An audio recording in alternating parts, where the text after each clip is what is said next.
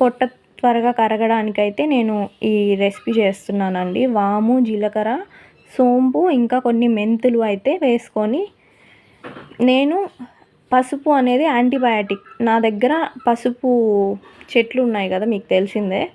నేను దాన్ని ఎలాగోలా బాడీలోకి అయితే పంపించాలి అనేసి అయితే దీంట్లో వేసుకుంటున్నాను. మీకు కావాలంటే వేసుకోవచ్చు, లేదంటే లేదు. వీటి వల్ల మనకి డైజెషన్ బాగా అవుతుంది.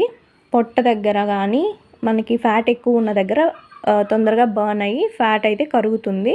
వీటిని అయితే మనం లైట్గా రోస్ట్ చేసుకోవాలి. కొంచెం ఫ్లేవర్ వచ్చేలాగా రోస్ట్ చేసుకొని మిక్సీ పట్టుకోవాలండి. చూడండి, అస్సలు మాడొద్దు, కొంచెం లైట్ దోరగా వేయించుకుంటే సరిపోతుంది. వీటిని అయితే ఇలా మిక్సీ పట్టేసుకోవాలి మెత్తగా. చూడండి, కోర్స్గా పట్టేశాను నేను. సో దీన్నైతే ఇలానే వేడి నీళ్ళలో కలుపుకొని అయినా తాగొచ్చు. కొంచెం